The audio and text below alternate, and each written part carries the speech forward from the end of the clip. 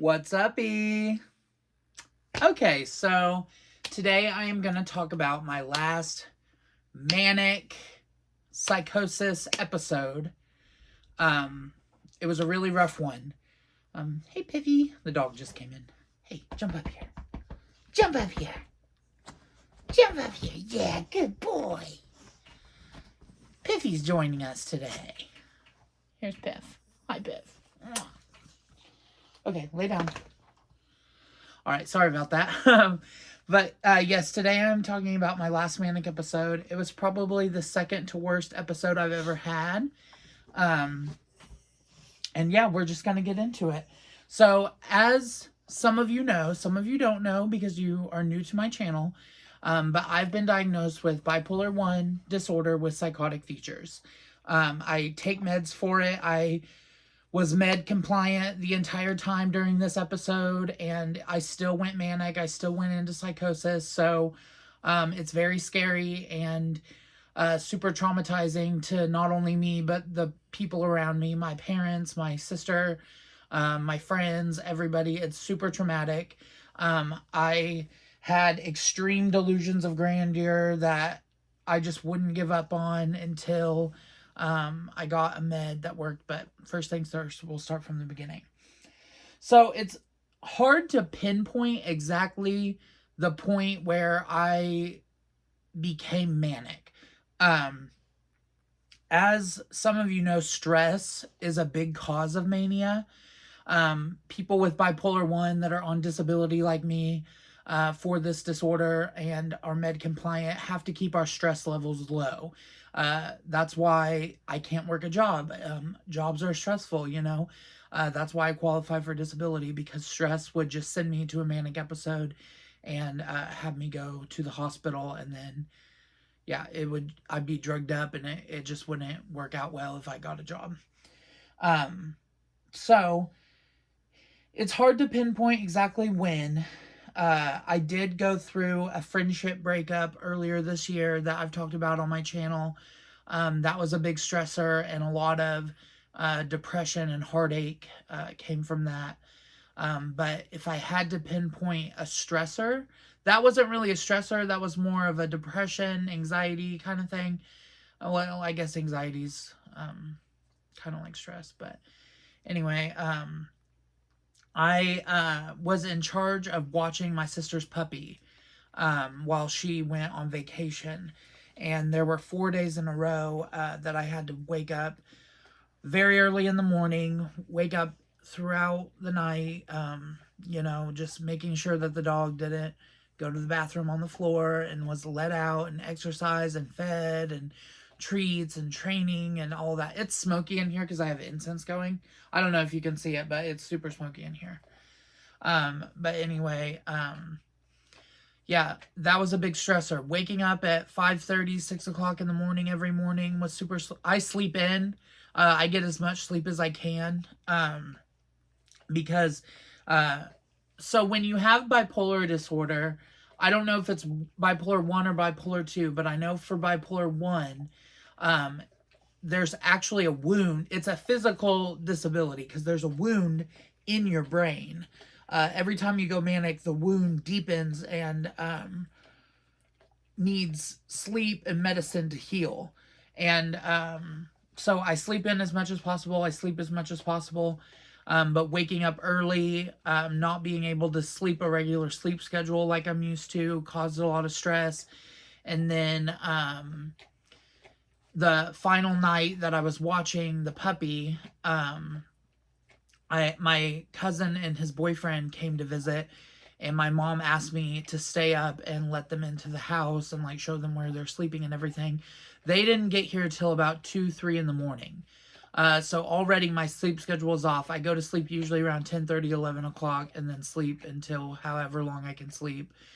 But can you stop licking? That's probably annoying to the people watching this. Sorry, Piff. Sorry about that, guys. Oh, here comes Dilly.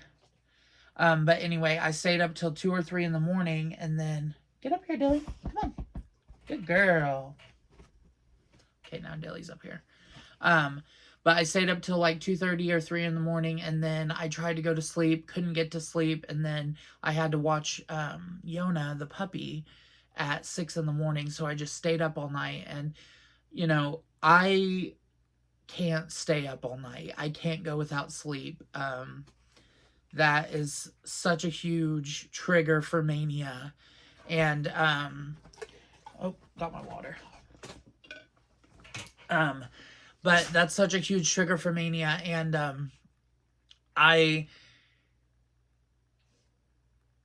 just missed out on that sleep, and then it just became a stressor, and I had company, new people. When I watched the puppy, I stayed at my sister's house, so it was a new environment. I wasn't in my environment. I wasn't in my element, sleeping in my room and stuff. And then I blocked one of my best friends. Like, this is when the mania started. Like, I wasn't thinking clearly. My friend and I were talking over text, and I had misinterpreted the texts. And then I was like, you know what? I'm just going to block her and not say anything about it. And, like, that's not a way to treat a friend. That's not how I usually treat my friends. Like, that's not me. I'm very loyal with my friends, and I appreciate my friends very much. So for me to just misinterpret a text and then block one of my very best friends of all time was definitely a warning sign that I was going down the wrong path. But I will also say, when I go into psychosis, I sometimes kind of like black out, and like something kind of like takes over me, and I become a whole different person. The friend I blocked, we're friends now. Everything's fine. We've talked about it. But she FaceTimed me when I was manic. And she's like, there was like no life in your eyes. It was like you weren't there, and I was just trying to pull you back and get you back to where I could find you, the loving, kind, gentle, funny Austin. And there was no life in your eyes. You were totally gone. And that's very scary to hear when I didn't ask for this illness. I didn't ask for this disability. Science, their kind of explanation of it is just kind of like, well, might be genetic, might be trauma, we don't really know. Might be flora and fauna in the gut, we don't really know. All we know is that antipsychotics and mood stabilizers can help suppress symptoms and make you not manic. So that's about as far as science knows on it. There's research on it. They're doing research on it. New drugs are coming out, stuff like that. But there is no cure for bipolar 1. And there's no cure for bipolar 2 either. But there's no cure for bipolar, and it's a lifelong illness. There's a possibility I could be on disability the rest of my life and never be able to earn enough money to live on, and I'll always need like a caretaker and a caseworker and family to support me. And that makes me feel really bad as a person, because I want to work. I want to be able to make my own money and own my own house and own like things I want, and like have a cat or a dog or a pet I can take care of. And I can't do any of that right now while I'm going manic and in psychosis. And like I said, I was med compliant the entire time. But anyway, back to the story. It got to be a few days later, and I was like, okay, I'm manic. I'm having delusions of grandeur. My delusions of grandeur usually are very religious and deal with me thinking that I am the Son of God, that I am the Jewish Messiah that's prophesied of in the Old Testament, that I've thought I was Jesus before. I've thought I was God himself before, the Lord your God. I've gone into a manic episode where I read the Bible cover to cover in 12 days. Another part of my story is I was brainwashed by a Christian religious lady when I was living in New York City, and that I've never fully recovered from that. And it spun me into mania. Sorry, I gotta stay hydrated if I'm gonna talk like this. But anyway, my mom took me to the ER and dropped me off. I went into the ER. I'm like, I'm manic, I need to get to a hospital of some sort. We screened for my psychiatrist hospital. They said they did not have the ability to care for me under these conditions and under my delusions. They were something that happens to me when I go into psychosis is I have the tendency to be very loud and boisterous, and I'm a big guy. It's very scary for the people around me. I have a booming voice, and I can also get violent, and I just want to really emphasize that when I'm in psychosis, I'm not me. I don't know if it's like a demon or my subconscious brain or if it's from the religious brainwashing or what, but I stop seeing people as people. I stop caring about man's law, and I see people as clay. There's a verse in the Bible where God's the potter, you are the clay, and he shapes you how he wants. You're either a vessel of wrath and destruction or a vessel of salvation and mercy. And I start seeing people that way when I'm in psychosis, and it's very scary, not only for me, but for the people around me, to see somebody see people like that. Like, I no longer see humanity. I see clay. I see people who I think are going to hell. It's very scary, and I'm just being open and honest with it about this. I'm not gonna edit this video. I'm just gonna upload it the way it is, because this is like raw and real, and this is a real shit I deal with, and my family's triggered a shit. We're healing. We're getting to a better place. We're trying to come up with a better plan. But it's very scary. But anyway, I was in the ER. I had to be patient and wait for about 6 or 7 hours while they did my blood work, tried to get me into a hospital. I was screened for the voluntary hospital at my psychiatrist. They wouldn't take me. I was screened for another hospital called Strawberry Hill. They wouldn't take me. The only people that would take me was Osawatomie, and Osawatomie State Hospital you have to have a court order because it's involuntary. And so they didn't have, I got into Osawatomie, but there was a wait. They had to wait for a bed to become available. So they brought me to a room in the hospital. I was in the room in the hospital for about 3 or 4 days. And a hospital that takes care of like medical issues is not equipped for a manic going into psychosis person. They didn't really know what to do. I had low sodium caused by my mood stabilizer, Triliptol. So they were medically treating me for low sodium. They're not trained in psychology. They didn't know what to do. I won't go into details, but I had social media, as some of you noticed, and I was posting on social media, and I actually ended up tweeting like the FBI, CIA, White House, NSA, all of that, some really dark stuff. And the FBI actually showed up at the hospital and told the doctor that they've been watching me, and they don't consider me a threat, but that I need to go to a hospital immediately. And there was still no bed available at that time at Osawatomie State Hospital, and I was strapped down to a hospital bed a few times. I was yelling, I was screaming, I was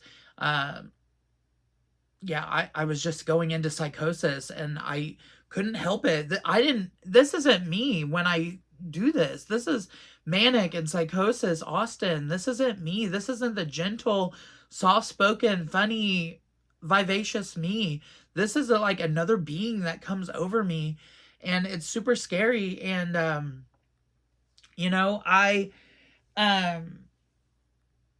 I actually ended up going to jail for criminal property damage. I broke a computer monitor when I was in psychosis because I don't actually like consciously remember the criminal property damage. I don't remember it.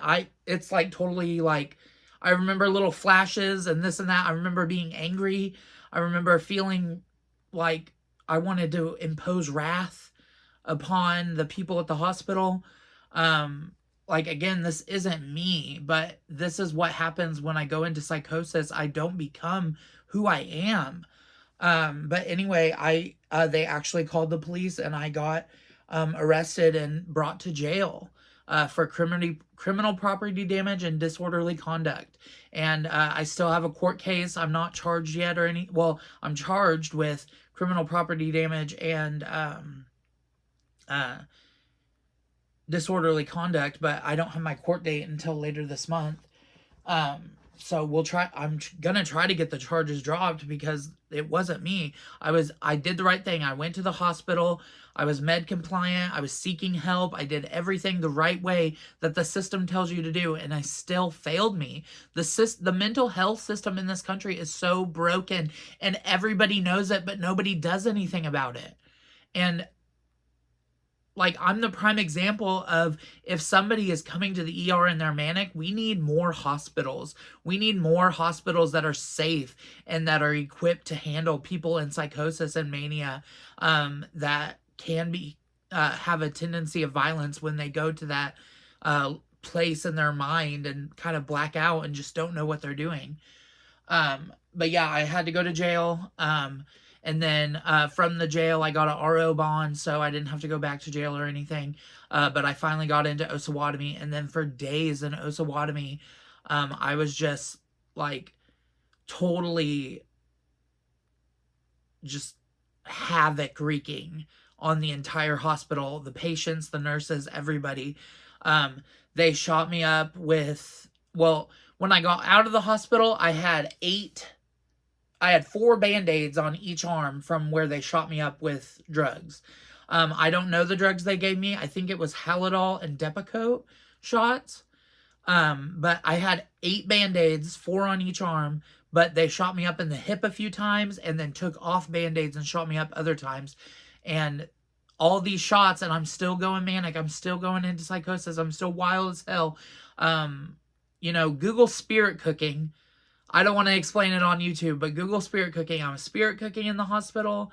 I spirit cooked in the medical hospital and in the psych hospital. I would never do that in a sober mind. It's not it's black magic. It's not something I do. It's gross. It's disgusting. It's debauched. But I was doing it. Like I said, like, something completely takes over me and I'm not myself. I don't know what it is.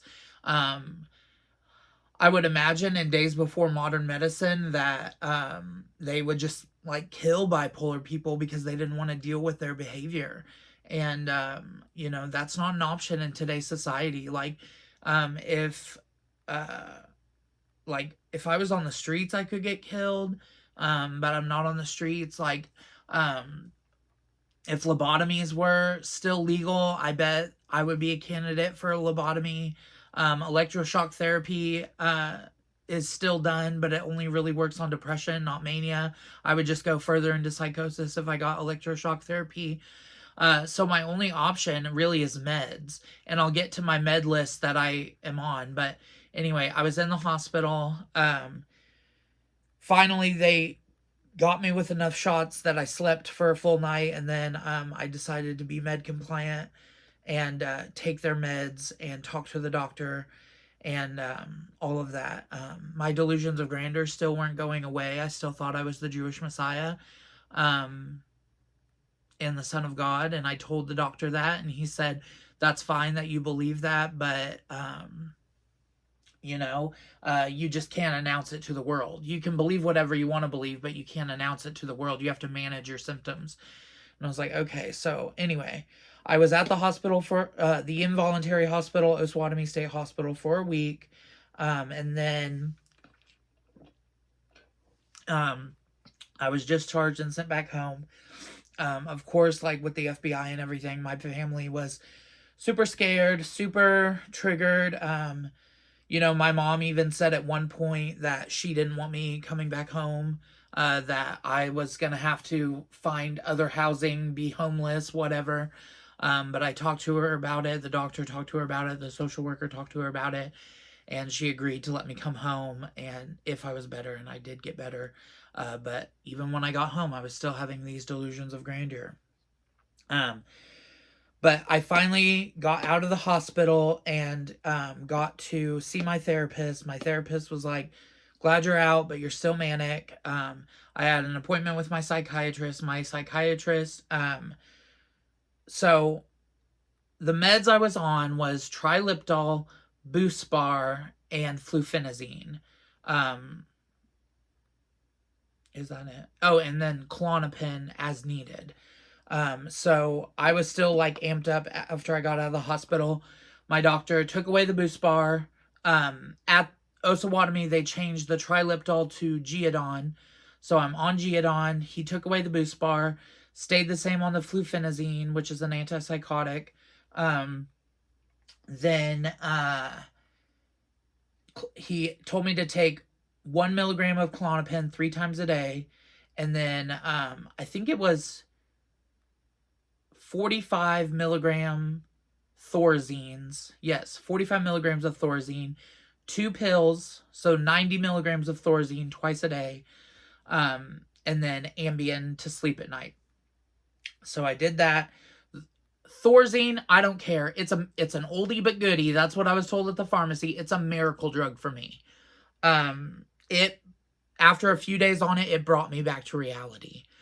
No more delusions of grandeur. I'll get into some other stuff about that. But no more delusions of grandeur. I'm in ordinary reality. I'm finally thinking straight. So Thorazine is gonna be my miracle drug from now on. When I go manic and into psychosis, I'm gonna make sure that everybody taking care of me knows that Thorazine works. But then I was amping up. So we took off the Klonopin because we thought it was amping me up. And then just Thorazine, Geodon, flufenazine, and Ambien at night. But I'm back now. I'm good to go. One of the things that really sobered me when I was manic and at home out of the hospital, but still thinking I was the Jewish Messiah, is actually a Jewish woman on Instagram.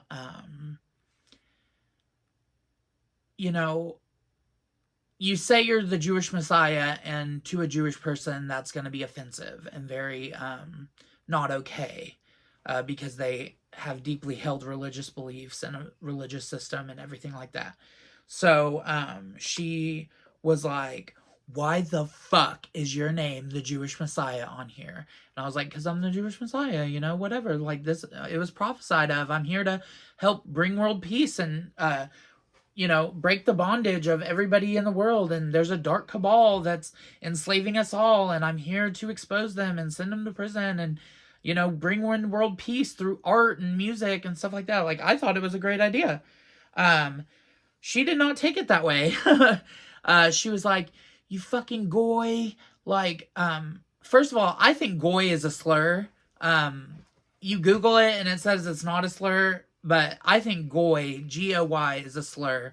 And she was like, you fucking goy, fat shaming me, bald shaming me.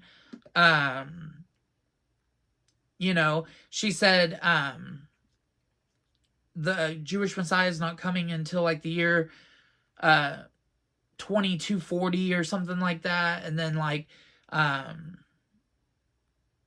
yeah, she was just pissed off, and that was really sobering. And then I had a call I FaceTimed with my friend who I had blocked, but unblocked her when I was in the medical hospital and we got to a better place. But I was FaceTiming her, and she was just trying everything she could to just pull me back, anchor me back to reality. And it was really difficult. We talked for about 3 hours, and it wasn't until the last hour that I really started to sober up and come back to reality. And then in time after that, and over the next few days, I got back to reality. Today's my last day on Thorazine, and I'm in a better place now. But yeah, this was a really bad episode, and I just wanted to share it. I want bipolar 1 people, especially if you have psychotic features, to know that you're not alone, and that it is scary for both you and the people around you. And more than anything, stay med compliant. I went manic and into psychosis med compliant, so it's not 100%, but your best bet is just following doctor's orders and never missing a dose, not a single dose ever, getting a good sleep, good circadian rhythm, low stress. If you have bipolar 1, get on disability, because the stress of a job is just going to fucking make you go to the hospital and go manic and into psychosis if you have this disorder. So yeah, I'm back to reality now. And, I thought one of my delusions was that I was going to be a pop star and save the world. And I was a big proponent of the book series The Secret, where it's like the law of attraction, think positive, you can make it happen, stuff like that. And I just don't think that is going to happen for me. Maybe when I die and I go see Jesus and talk to the Creator, I can be a pop star in heaven and he can remember all my lyrics and all my songs and we can create the music in heaven or whatever, in the spirit realm, whatever. But I don't think in this physical 3D matrix of a reality, I can be a pop star. And that's a really sobering and humbling experience, to have these big dreams, and when you go manic, they seem so real, and you see the line, and you see the way it can happen, and you get so excited and just so positive, and you're just like, yes, it's gonna happen no matter what. And then you come back to reality and realize it's never gonna happen. Writing music and singing is my passion, and to just know that it's not gonna happen for me is really hard. It's just really hard. It's really hard to,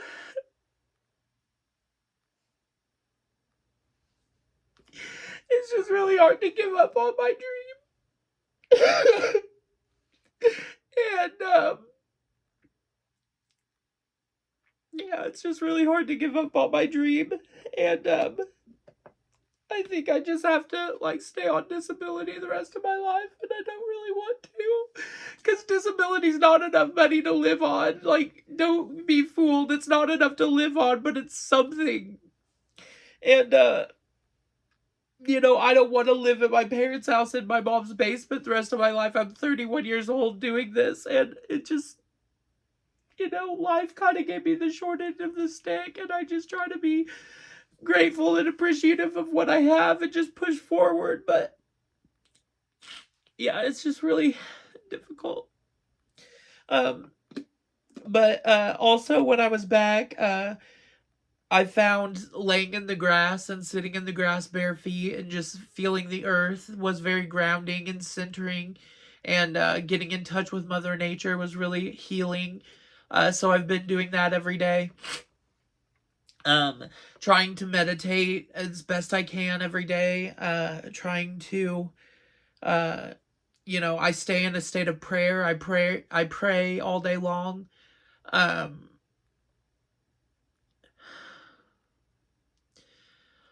was trying to find, I'm Cherokee from Cherokee Nation, American Indian tribe. And, I was trying to find, a traditional medicine practitioner, or somebody that can, like a shamanic practitioner that could help me kind of figure this out. The only one they knew of was on his deathbed with cancer in the hospital and not seeing anybody. As far as I know, he didn't have any apprentices or anybody he passed his knowledge on to, which is really upsetting. So that was out of the question. A lot of shamans are charlatans, and they just want your money. So we decided not to go down that path. But I did find a new therapist. I had to get rid of my old therapist, which sucked because he was such a good therapist. But he did cognitive behavioral therapy, and that's not what I needed. We've been working together for 5 years, and we just kind of hit a plateau where I was just kind of talking to my therapist about my daily life. There was no real healing going on. But I found a Jungian Jung, like Carl Jung. So in psychology, there's modern and pop psychology, Freudian psychology, and Jungian psychology. And Jungian psychology deals with stuff like the ego, the unconscious and subconscious mind. It's more of a mystical, spiritual kind of psychology. So I was able to find a Jungian psychologist near me that does telehealth, takes my insurance and everything. And I've had 2 sessions with him, and already it's been so transformative. We're going to work on my shadow self and anchoring parts of my consciousness into my ego and my reality, kind of work on ego inflation and avoiding it, and just overall working with my psyche to heal and come to a better place where my manic episodes and psychosis episodes aren't so severe, by just grounding and anchoring and working with my subconscious and unconscious mind to and shadow work to kind of just reroute my brain patterns when I go manic. So really grateful for that Jungian psychologist. But yeah, here I am. I am stable now. I am back to a normal reality. I'm going to be filming weekly reading vlogs again. So I'm back to reading. And I'm able to film and stuff without stressing myself out. So I'm back. I'm okay. I'm safe. And I'm sorry. I'm sorry that I've caused so much chaos and so much hurting and so much triggering and stuff like that to my family, my friends, and the people who come in contact with me on the internet, and the nurses, the doctors, everybody that's just been watching after me, trying to get me to get better. I'm sorry that I inflicted so much trauma on you during this episode, but I'm stable now, and I'm med compliant. I don't plan on ever not being med compliant. I'm focusing on being positive, healing, and being okay with living a humble and simple existence. And it's very sobering and humbling to give up your dream for the sake of healing. And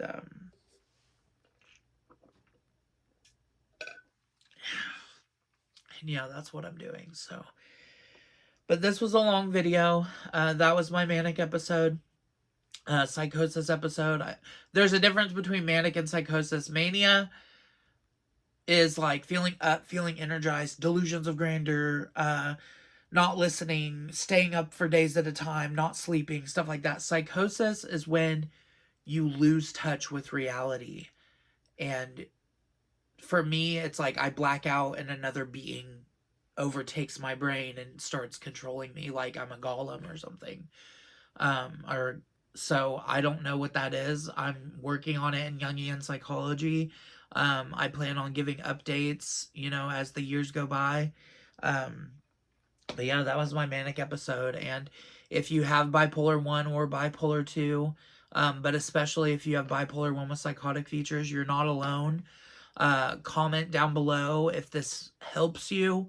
I have an Instagram listed in my description. You can message me on there. We can talk about it. We're in this together, I want to erase the stigma of bipolar 1 with psychotic features. Because it does happen. It's rare, but it happens. And people shouldn't live their life alone with this illness. You need a good support system. So if you want to chat about your symptoms, or like how this video's helped you, if it does help you, or if you need pointed in a direction that I've found healing and good for me, we can talk about that. But yeah, that's the video. So bad manic episode, bad psychosis episode, but I'm back to reality, and back to working on my YouTube channel and reading and just healing and stuff like that. So, yeah. But if this video helped you, please like, comment, share, and subscribe. I usually do booktube content, reading, reviews, wrap-ups, TBR, stuff like that. But every once in a while, I will be doing a mental health video like this. And yeah, we're in it together, guys. So thank you so much for watching this video. And I'll see you later. Peace.